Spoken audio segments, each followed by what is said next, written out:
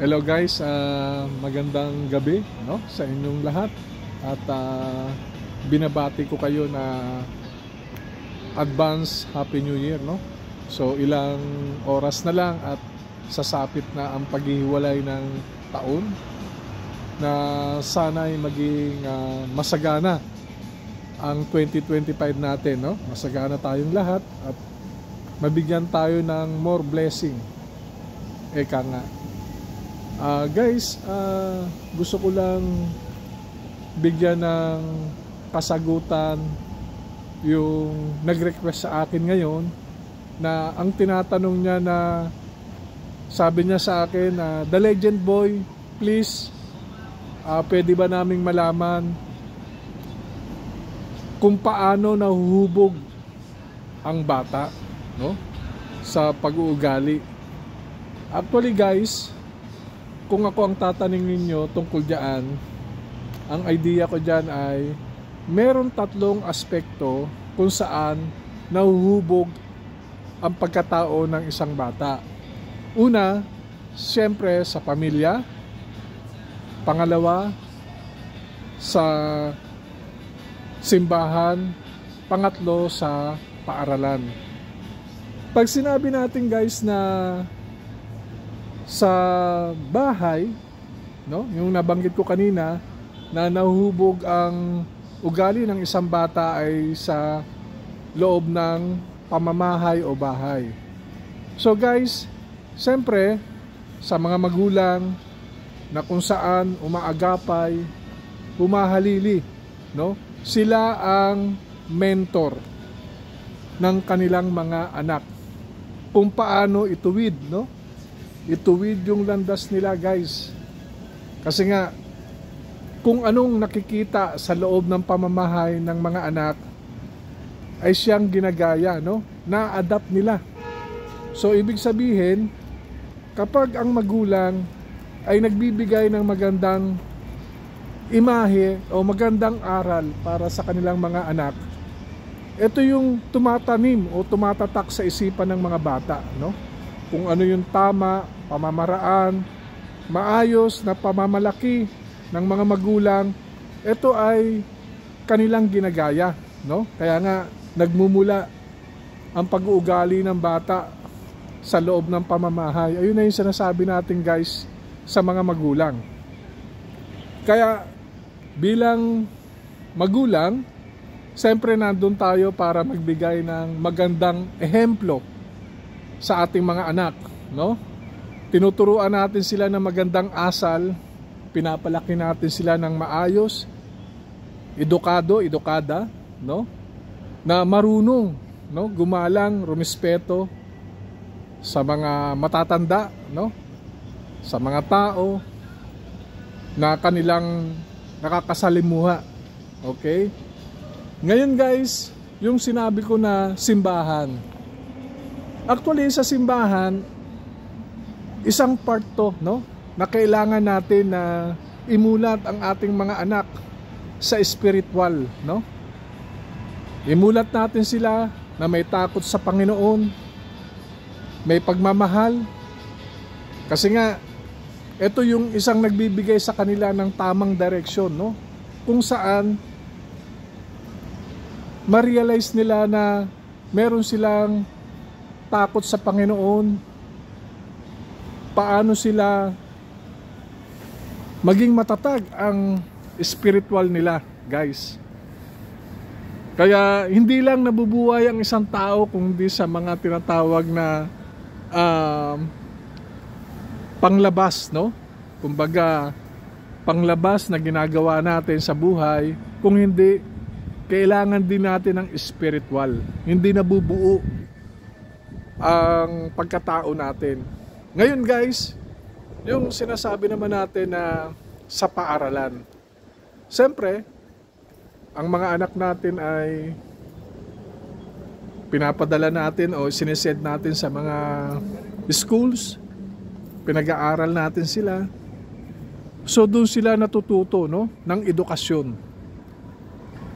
Sa mga kaklase, na-adapt nila kung ano yung kalakaran sa loob ng paaralan. Kaya nga guys, pag uwi niyan sa bahay, minsan may mga bata, mapapansin nyo, bakit nagtatanong, no? Pa, sabi ng kaklase ko, ganito, ganito, totoo ba to? Ngayon, ang inaano natin guys, siyempre, tayong mga magulang, kung napapansin natin yung tinatanong ng anak natin ay parang taliwas doon sa mga sinasabi ng mga kaklase nila, siyempre tayo, ituturo natin yung tamang landas, no? Pwede natin sabihin sa mga anak natin, nak, yung sinabi ng classmate mo ay wag mong tularan kasi ito ay hindi nababagay at ito ay hindi maganda, no? Para sa isang bata. So damputin mo anak, lahat ng maayos, mabubuti. Iwan mo yung mga bagay na masasama na makakaapekto sa iyong paglaki. So kaya nga guys, andyan yung mga magulang eh. Yung magulang na mismo ang gagabay, no? Kaya yung tatlong aspekto na tinatawag, no? Bahay, simbahan, paaralan. Okay. So ayan, mabubuo natin yan guys eh. Kaya nga, ang sarap magpalaki ng isang anak sa tamang landas. So ibig sabihin, napalaki mo, naaruga mo yung anak mo na ng tamang direksyon. Kasi nga, mapapansin mo, no, may mga ilan bata na parang matutuwa ka eh. Paano sila rumispeto sa mga nakakatanda sa kanila, paano nila igalang. So very amazing eh. Sasabihin mo, ang galing, ang ganda ng pagpapalaki ng kanilang mga anak, ng mga magulang, no? Kasi nga, natuto sila sa tamang asal. Kasi guys, pag natuto ka sa tamang asal, yung mga anak mo, at ito yung bagay na sinasabi natin na kanilang sinusundan, no? Sinusundan nila to guys. Tumatanim sa kanilang isipan yan guys. At dadala-dalahin nila hanggang sa pagtanda nila, magkaroon ng pamilya. Kasi nga, ikaw yung ehemplo, ikaw yung salamin nila, no?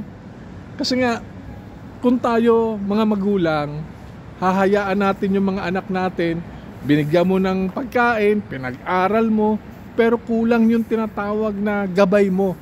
Actually, 80% na magkakaroon ng konting problema, malilihis sila. Kasi iniisip nila, binigyan lang ako ng baon eh. In-enroll lang ako ng papa, mama ko eh. Pero yung kausapin ako, anak, kamusta? Kamusta ngayon yung pinag-aralan nyo? Okay ba?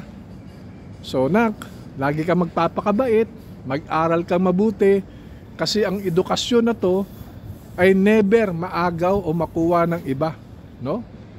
Kumbaga, ito yung puhunan mo upang magtayo, no? Magtayo ng pamilya balang araw. Kasi ang edukasyon, ito ay isang bagay na kung saan nakatanim na yan sa'yo eh. Meaning, ito na yung pinaka-tools mo, no? Pinaka-sandata mo kung saan na pwede mong ilaban kahit saan. Kasi pag may tinapos ka guys, ang trabaho definitely na andyan yan eh. Lalo na't kung in demand yung tinapos mo, wala kang pili. Yung sinasabi ko, wala kang pili guys.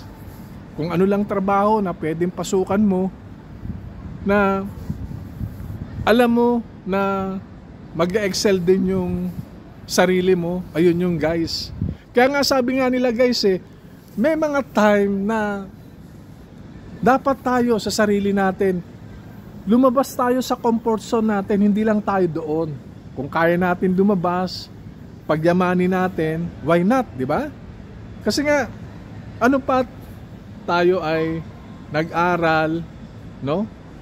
At pinag-aral tayo ng ating mga magulang. Kaya nga, ayun lang yung masasabi ko guys, yung mga magulang kung saan na tayo gagabay sa anak natin. Kasi nga, nagmumula nga yan sa bahay. no? Inuulit ko ulit.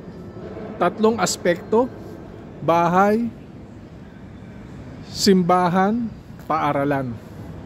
Okay? Kaya nga, depende sa pagpapalaki ng magulang kung paano mo palakihin ng tama ang anak mo.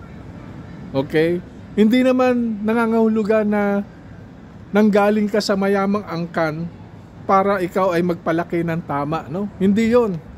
Regardless, ikaw man ay salat sa yaman o mayaman, basta't alam mo ang tamang rumbo o katotohanan na dapat mong gawin para ituro sa mga anak mo, no?